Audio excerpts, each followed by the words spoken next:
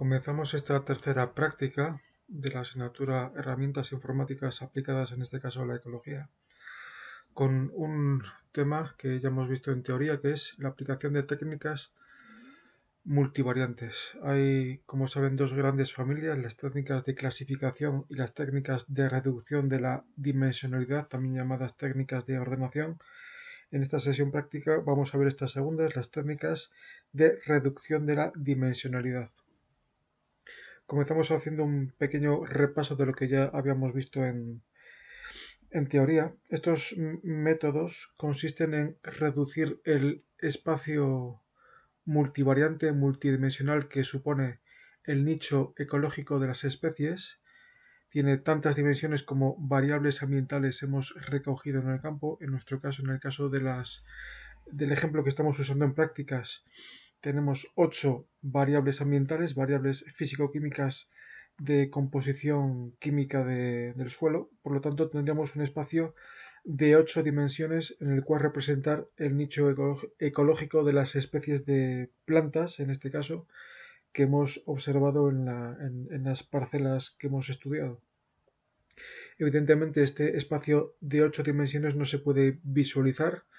Por lo tanto, tenemos que reducir esas 8 dimensiones a sus factores o a sus componentes principales, es decir, al sistema de ejes coordenados que maximice la variabilidad en la distribución de las especies y de las muestras en ese espacio, de forma que la pérdida de información al pasar de 8 a 2 dimensiones sea la mínima posible. Para ello vamos a aplicar diferentes métodos de reducción de la dimensionalidad, advirtiendo, como pongo en este recuadro, que son técnicas meramente descriptivas, son meramente exploratorias. Aquí nos salimos de la estadística inferencial que hemos estado viendo en otras prácticas y pasamos a una estadística meramente exploratoria. Aquí ya no hay valores de significación, valores de P, simplemente estamos intentando visualizar la distribución de las especies y de las variables químicas y de las muestras para ver si hay alguna relación entre ambas. El objetivo final de los análisis multivariantes es visualizar si hay diferencias ecológicas entre estos tres elementos, entre las variables ambientales, las especies y las muestras, y en segundo lugar detectar cuál es la variable o el conjunto de variables que mejor explica la distribución de las distintas especies entre las diferentes muestras. Aquí un recordatorio de en qué se basan las técnicas multivariantes, que es en la teoría ecológica del nicho, eso ya lo veíamos en la parte teórica. Y también un pequeño recordatorio de los índices de distancia o de similitud, que son la base computacional, la base de cálculo en la cual se fundamentan las técnicas de ordenación que vamos a ver. Dos muestras o dos especies serán tanto más similares cuanto en más muestras, en el caso de especies, tiendan a aparecer simultáneamente. Aquí lo tenemos. Dos muestras serán tanto más similares cuanto más especies tengan en común, cuando en las especies que comparten sus abundancias sean lo más parecida posible, y en tercer lugar, cuantas más especies estén ausentes a la vez en ambos inventarios. Esto era los tres parámetros que veíamos en teoría, A, B, C y D, y decíamos que en muchos casos nos interesa excluir este tercer criterio por el problema que planteaba, el famoso problema de los dobles ceros. Muchos índices de similitud o índices de distancia descartan previamente este criterio porque se considera desde el punto de vista ecológico que dos muestras no tienen que ser necesariamente más similares por el hecho de carecer de las mismas especies. Independientemente de lo anterior, podemos calcular la similitud o la distancia entre dos muestras, bien atendiendo al inventario en abundancias absolutas de sus especies, es decir, a la cuantificación de cada especie presente en cada inventario, en cada muestra, o bien atendiendo simplemente a la presencia o ausencia de las especies en esta pareja de muestras. En este caso tendremos índices cualitativos con L cuando solo tenemos datos de presencia y ausencia de cada especie en cada muestra, o bien índices de tipo cuantitativo cuando además tenemos datos de abundancia medidos en términos absolutos o bien en términos relativos, por ejemplo en cobertura vegetal. Por lo tanto, cruzando ambos criterios vamos a tener índices cualitativos que son simétricos. Los índices simétricos son los que tienen en cuenta las dobles ausencias, por lo tanto, a ser posible a descartar en nuestro caso, porque tendremos muchos matrices de datos en los cuales los ceros son muy abundantes. Tendremos índices cualitativos asimétricos en los cuales se descartan previamente estas dobles ausencias y las combinaciones que nos quedan. Índices cuantitativos simétricos y índices cuantitativos asimétricos en función de que descarten o no los dobles ceros, las dobles ausencias. Vamos a verlo con el caso que estamos trabajando en prácticas, la matriz de datos con la que estamos trabajando, el ejemplo de las dehesas, y vamos a calcular, por ejemplo, la similitud o la distancia de estas 9 muestras que tenemos divididas en 3 unidades experimentales, 3 parcelas, calculando la distancia o la similitud ecológica que las separa en función de su composición florística. Para ello vamos a seleccionar todos las especies, más de 70 especies que están presentes en estas muestras. Seleccionamos ese rango de columnas, las especies, y vamos a pedirle a PAST que nos calcule los índices de similitud o de distancia que separan entre sí a estas 9 muestras. Vamos a multivariante, y a índices de similitud y de distancia. Lo que obtenemos es una matriz simétrica en la cual se nos compara par a par cada pareja de muestras para ver la distancia o la similitud que les separa. Por defecto siempre partimos de la métrica de distancia que se considera básica, que es la distancia euclídea, la que veíamos en teoría. Hay que tener en cuenta varias cosas. Primero, tenemos que preguntarnos si estamos ante una métrica, ante un índice de similitud o de distancia. En la literatura científica, en la bibliografía, a veces una misma métrica se puede considerar de ambas formas, o bien de similitud o de distancia. Mi consejo es no fiarse de lo que pone en la bibliografía, porque muchas veces hay confusión en ese sentido, y simplemente fijarse en la diagonal de la matriz. Si vemos ceros, es una métrica claramente de distancia. ¿Por qué? Porque la distancia de la muestra consigo misma es una distancia cero, evidentemente. Si hubiera unos, sería una métrica claramente de similitud, porque la similitud de una muestra consigo misma es del 100% o de 1. Por tanto, eso es un criterio claro para saber si estamos usando una métrica de distancia o de similitud. Además, dense cuenta de que es una matriz claramente simétrica, porque la distancia de 1 a 2 es la misma que entre 2 a 1. Por lo tanto, solo podemos fijarnos en una de las dos semimatrices. La distancia euclídea, decíamos que en teoría que tiene la ventaja de que ser la más sencilla, la más simple posible, se puede calcular incluso con métodos matemáticos sencillos, pero tiene el inconveniente de que no está acotada superiormente. Esto significa que tiene un límite inferior, evidentemente 0, pero no tiene un límite superior. Por lo tanto, aquí vemos números y no sabemos si 16 es poco, 14, 44 es mucho, porque no tiene no está acotada superiormente. En cualquier caso, aquí vemos que la interpretación de la matriz pues sería como sigue. La distancia ecológica que separa a la muestra D1 de la muestra D2 sería de 16 unidades. Por lo tanto, serían muestras relativamente similares. Sin embargo, la distancia ecológica que separa a la muestra D1 de la S1 sería mayor porque hay una distancia de 44 unidades y así sucesivamente. Una de las métricas más usadas en ecología es el índice de Bray-Curtis, que aquí vemos claramente que es un índice de similitud, ¿no? Porque vemos una línea de unos en la diagonal principal de la matriz, por lo tanto, esto nos está indicando que la similitud de una muestra consigo misma es del 100%, es de 1. Y vemos pues aquí otra de las ventajas que tiene el índice de Bray-Curtis es que es un índice cuantitativo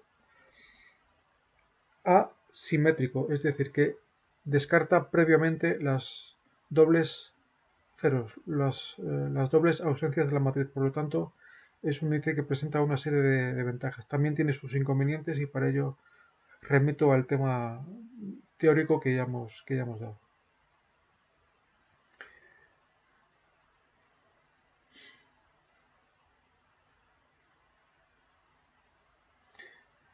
Esto es un repaso de las principales métricas de los principales índices de similitud o de distancia disponibles en la bibliografía. Cuando tenemos datos de presencia y ausencia, uno de los más usados es el índice de Sorensen, que aquí en PAST se llama índice DICE.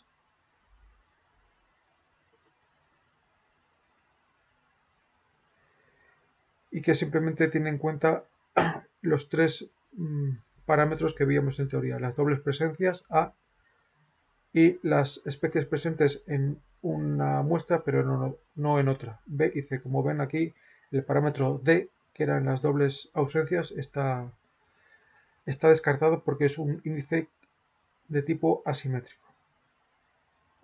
En el ejercicio 3.1 nos plantean lo que hemos visto en el caso práctico, interpretar el significado de la distancia o la similitud que separa entre las diferentes muestras atendiendo a diferentes criterios, a diferentes índices. Aquí veíamos que utilizando, por ejemplo, Bray-Curtis, la pareja de muestras más similar entre sí, pues posiblemente buscando un poco, pues quizás este 67% que une las muestras P1 y P3, aunque probablemente buscando haya casos de similitud mayor. Sin embargo, la similitud menor que podemos encontrar pues sería quizás esta, la que separa la muestra P3 de la S1, que si lo hemos hecho bien debería corresponderse con una distancia euclídea particularmente alta. Efectivamente vemos que hay hasta 80 unidades de distancia euclídea separando la muestra P3 de la S1. Bien, vamos a ver una serie de técnicas de ordenación que podemos utilizar en una gran variedad de matrices de datos ecológicos. Hay dos grandes tipos de análisis multivariante utilizando técnicas de reducción de la dimensionalidad. Se llaman respectivamente análisis indirecto y análisis directo del gradiente. El análisis indirecto del gradiente supone que solo estamos trabajando con matrices de datos biológicos, es decir, con cuantificación de especies. En el caso de que no hayamos recogido en el campo variables independientes, variables físico-químicas. En este caso, tenemos que interpretar el significado de los ejes, es decir, la presencia de gradientes ambientales subyacentes a partir de la información ecológica que podemos recopilar de la bibliografía, por ejemplo, del comportamiento autoecológico de las especies presentes en los inventarios. Una de las técnicas más antiguas y más frecuentemente usadas es el análisis de componentes principales, ACP o PCA en sus siglas en inglés. Un repaso también somero de lo que veíamos en teoría. El ACP es una técnica multivariante que construye una serie de variables virtuales llamados componentes, de ahí el nombre, con el objetivo de minimizar la pérdida de información que se produce a la hora de reducir la dimensionalidad del nicho ecológico de las especies presentes en nuestros inventarios. Tiene la ventaja de que es una técnica que se puede aplicar a matrices de variables heterogéneas, es decir, medidas con dimensiones diferentes, lo cual es interesante, por ejemplo, para aplicar a matrices de datos en las que solo tenemos variables químicas, físico-químicas en general. En nuestro ejemplo vamos a ver la aplicación de un ACP para ver cuál es la similitud o la distancia ecológica que separa a las 9 muestras que tenemos recogidas, simplemente atendiendo a la composición química de los suelos, sin atender a la composición florística de las plantas que hemos recogido en los inventarios. Para ello seleccionamos las 8 variables químicas más la primera de las columnas, que era la variable de clasificación. Y le pedimos a PAST que nos haga un ACP, análisis de componentes principales. Bien, lo primero que tenemos que elegir es qué tipo de matriz tenemos. Si tenemos variables medidas en las mismas unidades, podemos utilizar una matriz de varianza-covarianza, pero en nuestro caso, como hemos visto, tenemos variables medidas en diferentes unidades, ¿no? pH medido en unidades de pH, materia orgánica medida en porcentaje, cationes, calcio, magnesio, etcétera, medidos en miligramos por kilo. Entonces, en este caso, lo recomendable es utilizar una matriz de correlación. Y recomputamos para ver el resultado final.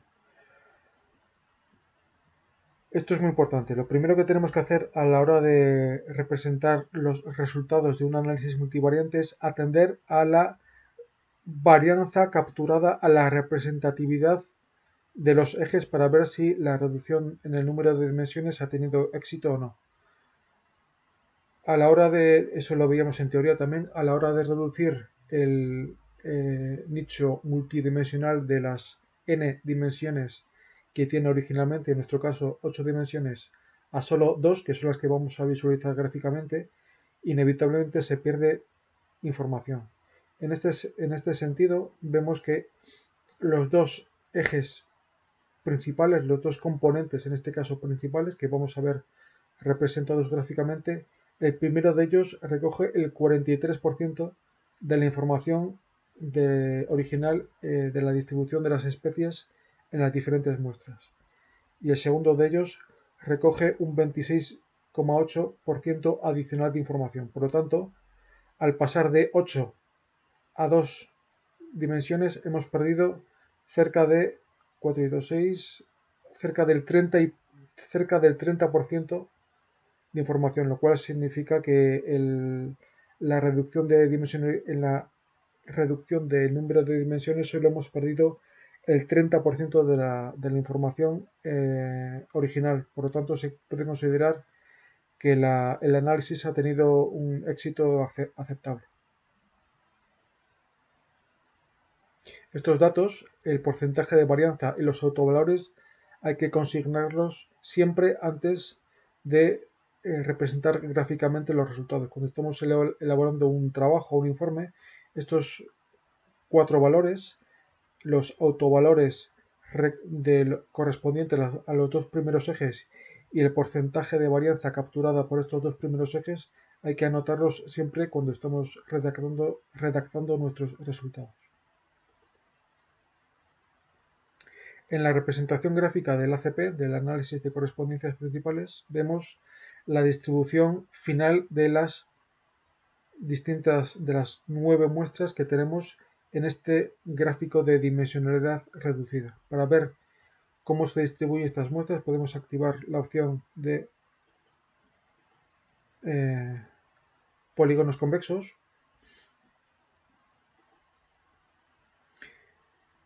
Y nos permite ver que las muestras quedan perfectamente separadas. Esto significa que tienen composiciones químicas. Recuerdo que solo estamos viendo la composición química de los suelos en estas 9 muestras. No hemos tenido para nada en cuenta las especies. Y para ayudarnos a la interpretación de los ejes, qué significa cada uno de los dos ejes que tenemos representados, podemos ayudarnos de un biplot. En un biplot vemos simultáneamente las muestras y las variables químicas que están explicando la separación de las diferentes muestras en el espacio bivariante.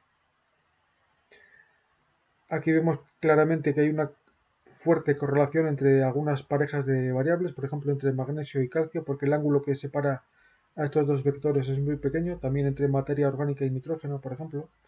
Y aquí vemos claramente que este primer eje es un eje que está representando probablemente un gradiente trófico, es decir, de composición o de abundancia de nutrientes, porque vemos que los vectores que indican nutrientes, fósforo, nitrógeno, materia orgánica, están formando ángulos muy estrechos, muy pequeños con este primer eje. Eso significa que están fuertemente influenciados por estos parámetros.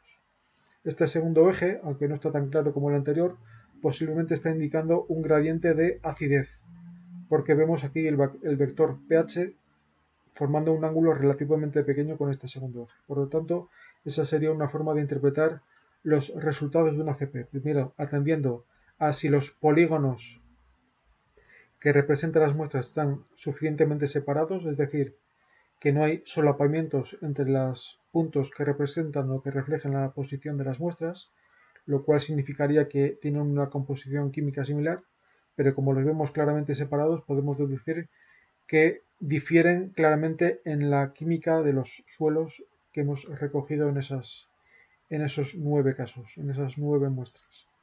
Y en segundo lugar, a la hora de interpretar el significado de los ejes, pues nos fijamos en los ángulos que forman los vectores que representan las variables químicas con los respectivos ejes para darles una interpretación. Nos podemos ayudar también del gráfico de cargas para ver cuáles son las variables que más influyen en cada uno de los componentes. En el componente 1 vemos que está claramente influenciado por lo que decíamos, composición de nutrientes, nitrógeno, materia orgánica, fósforo, y el eje 2 pues sobre todo influido por el pH.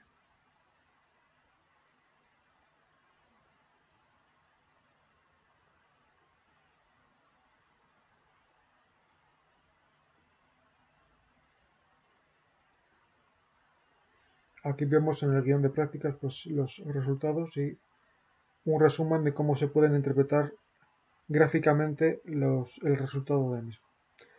Un segundo análisis es el análisis factorial de correspondencias, también llamado análisis de correspondencias.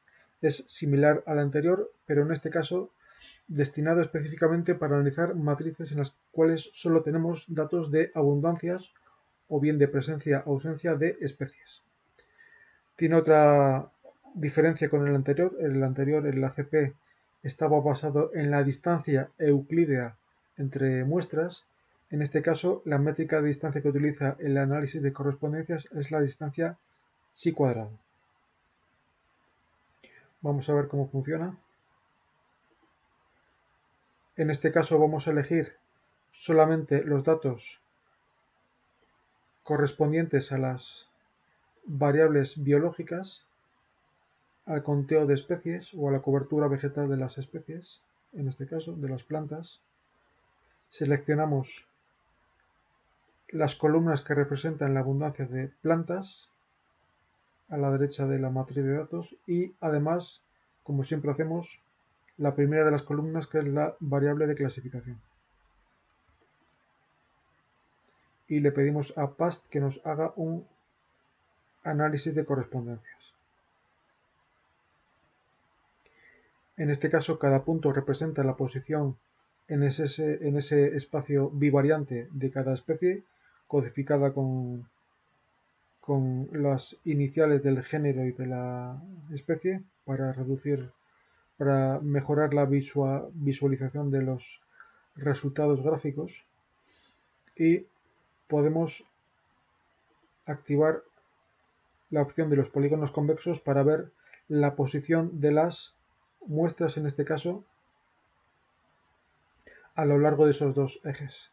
Aquí vemos también que las muestras, las unidades experimentales, las de esas desbrozadas, las de esas sin uso y las de esas pastadas, difieren no solo químicamente, como habíamos visto en los resultados del ACP, sino también florísticamente, es decir, que estos tres tipos de dehesas difieren también en los inventarios florísticos, la composición de las plantas que aparecen en cada uno de esos tipos de dehesas.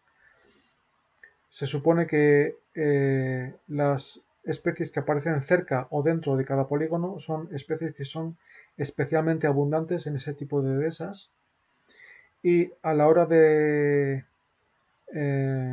interpretar el significado de estos ejes ordenados, pues tenemos que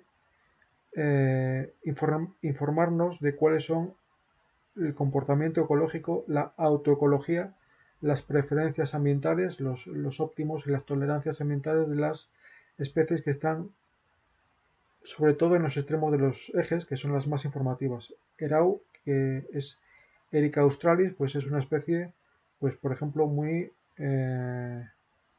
nitrófila, por ejemplo. O esta otra, BEPE, es una especie muy oligotrófila. Y así sucesivamente para poder interpretar cuál es el significado de los ejes. Pero para ello tenemos que conocer, como digo previamente, cuál es el comportamiento, las preferencias ambientales de cada especie de planta. Como siempre hacemos, tenemos que anotar los autovalores de los ejes que estamos representando y el porcentaje de varianza que captura cada eje. En este caso, tenemos hasta un 50% de varianza capturada por los dos primeros ejes. Por lo tanto, es una pérdida de información superior, en este caso, casi del 50% a la hora de reducir la dimensionalidad del espacio multivariante de las especies.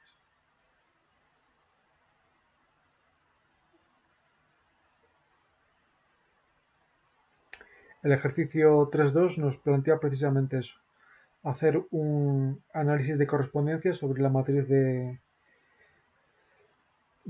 especies de plantas que tenemos en los datos de prácticas y interpretar el significado de los ejes a través de o mediante la investigación de la ecología de las especies que están representadas en el gráfico. Lo dejo para el que quiera hacerlo, pues esto se puede hacer pues investigando un poco bibliográficamente cuál es el significado, la ecología, el óptimo y la tolerancia ambiental de las especies que están ahí representadas en el gráfico. Decíamos en teoría que uno de los principales riesgos que tiene la aplicación de análisis de correspondencias es la aparición de efecto arco, sobre todo cuando estamos analizando bases de datos, matrices de datos que cubren rangos o gradientes ambientales muy amplios. Para poder comprobar si hay efecto arco o no, tenemos la opción de realizar un análisis de correspondencias sin tendencias, de Trended Correspondence Analysis. No lo vamos a analizar en detalle, pero simplemente que sepan que existe la opción de hacer un análisis de correspondencias sin tendencias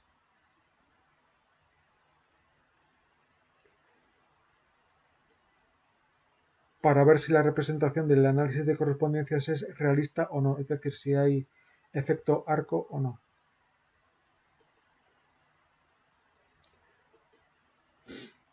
Activando o desactivando la opción de trending, es decir, aquí en la esquina superior derecha, podemos ver que en nuestro caso hay un pequeño cambio en la posición de los puntos, pero no vemos que exista un efecto arco evidente, por lo tanto podemos utilizar sin ningún tipo de problema el primero de los análisis, es decir, el análisis de correspondencias sencillo, sin la opción de trending, porque vemos que la posición de los puntos no cambia excesivamente a la hora de quitar las tendencias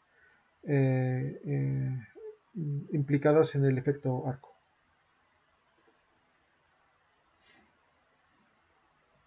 Bien, vamos a ver ahora la segunda familia de técnicas de ordenación, que es el análisis directo del gradiente.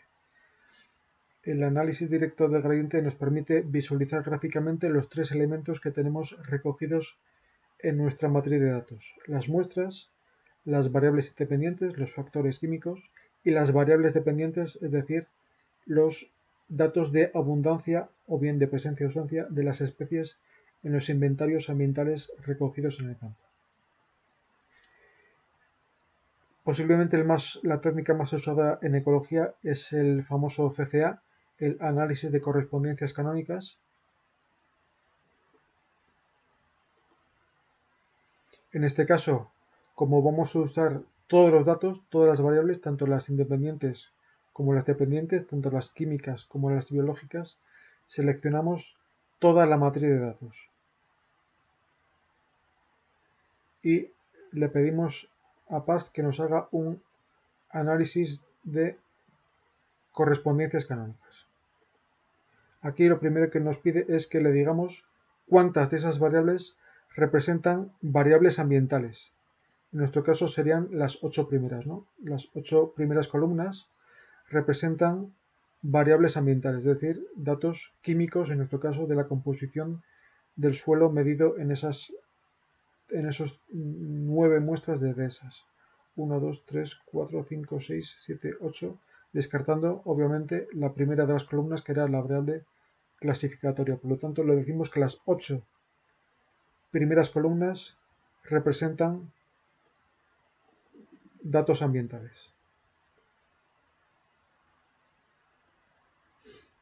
Como decíamos, la gran ventaja que tenemos en el CCA es que podemos ver simultáneamente los tres elementos que tenemos recogidos en nuestra matriz de datos: las especies, representadas mediante puntos azules; las muestras, que se pueden visualizar mejor, como siempre hacemos, con los polígonos convexos; y además podemos hacer un triplot, que es la opción que nos permite ver la posición de los vectores que representan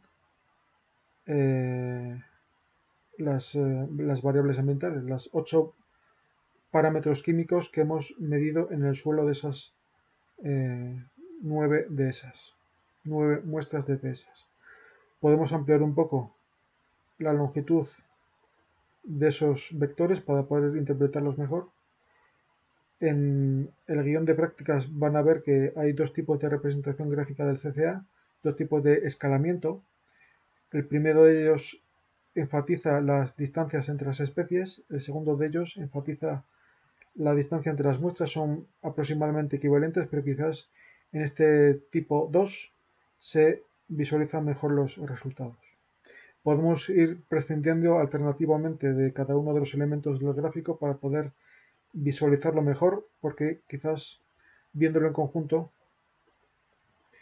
los resultados no son tan claros, pero aún así se pueden ver evidentemente varias cosas interesantes. Por ejemplo, que las muestras siguen estando correctamente separadas en el gráfico resultante. Eso significa que las tres tipos de dehesas, las dehesas desbrozadas, las dehesas sin uso y las dehesas pastoreadas, difieren tanto química como florísticamente. En segundo lugar, vemos que hay especies especialmente abundantes en cada tipo de dehesa, porque están cerca de la posición que marcan los puntos que representan las muestras en el gráfico. En tercer lugar, vemos que los vectores que representan las variables ambientales señalan hacia grupos de muestras y de especies que están especialmente influenciadas por esos valores. En este caso, habría que ver, por ejemplo, por qué la variable calcio influye especialmente en las dehesas sin uso y a las especies que tenemos cerca de esa posición. Aquí vemos que la variable, por ejemplo, fósforo, es especialmente influyente en las dehesas de tipo D, en las dehesas desbrozadas, y pues para la interpretación final del resultado pues habría que ver por qué estas especies, por ejemplo, y este tipo de muestras en concreto están especialmente influidas por la presencia de este nutriente, por el fósforo. En cualquier caso, vemos también que hay una clara correlación entre prácticamente todas las variables ambientales que hemos medido, entre fósforo, nitrógeno, materia orgánica, etcétera, porque todas ellas mantienen ángulos de posición relativamente pequeños, relativamente cortos entre sí, quitando como única excepción el potasio. Eso nos ayuda también a interpretar el significado de los ejes. Vemos que claramente hay un eje principal aquí que está claramente influido por estos vectores, la posición de estos vectores que representan pues nutrientes en general. Este segundo eje es de más difícil de interpretación porque como vemos no hay ningún vector claramente asociado al eje vertical. Eso significaría que es posible que haya un gradiente ambiental subyacente que no podemos detectar mediante los datos recogidos porque haría falta pues medir alguna variable adicional en campo, cosa que no hemos hecho. En cualquier caso, como siempre decimos, es necesario anotar los valores tanto de los autovalores, por lo menos de los dos primeros ejes, y la varianza capturada por cada uno de ellos. En este caso, más de un 50% de varianza capturada por los dos primeros ejes.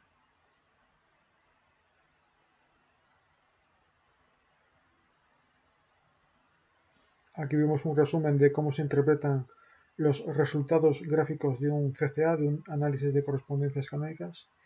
Y vamos a ver un último método que no habíamos visto en teoría, pero que por sus ventajas se está poniendo cada vez más de moda entre los ecólogos, que es el escalamiento multidimensional no paramétrico.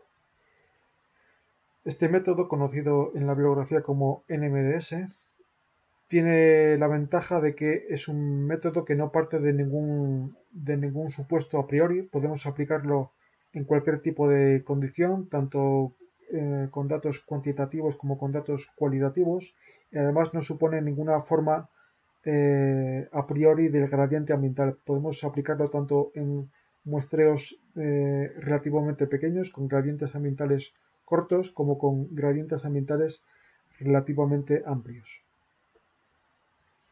Es una técnica que se puede activar yendo a Multivariate y pidiéndole que nos haga un escalamiento multidimensional no paramétrico.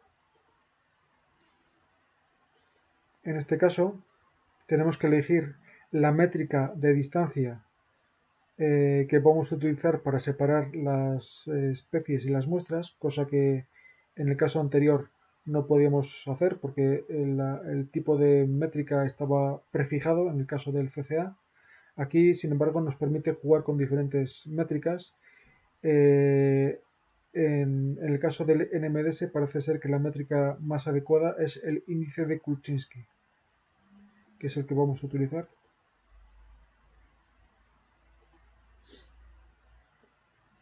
Y además, como nos pedía también el CCA, tenemos que decirle cuántas de las primeras columnas representan variables ambientales, en este caso las 8 primeras. Y damos a calcular y el resultado gráfico es como ven ahí. Decíamos que una de las ventajas que tenemos con el NMDS es que no parte de ningún supuesto en cuanto a la configuración de las variables, a la ordenación de las variables, pero una de las desventajas es que no podemos hacer un triplot. Aquí vemos como mucho 2 de los 3 elementos que tenemos en la materia de datos. Variables químicas y posición de las muestras, es decir, de los puntos que representan a las muestras. No podemos ver las especies, pero la interpretación de los resultados gráficos sería análoga al caso del CCA. Vemos también que los 3 grupos de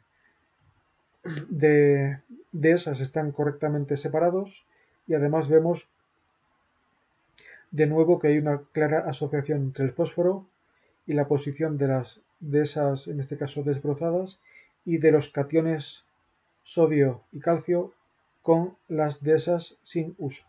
Esa sería una forma de interpretar los resultados gráficos de esta técnica del escalamiento multidimensional no paramétrico. En este caso no hay autovalores, sino que la significación de esta técnica se mide con un factor llamado estrés.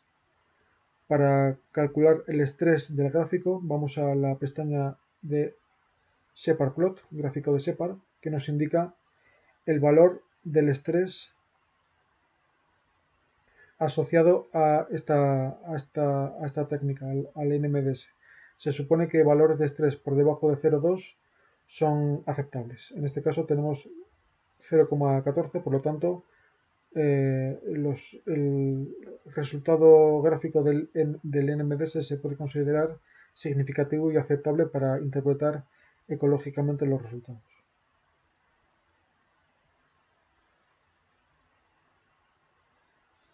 Aquí vemos los resultados gráficos aplicando no el índice de Kulczynski, sino el índice de Bray-Curtis, pero como ven, los resultados son análogos y también con un valor de estrés bastante bajo.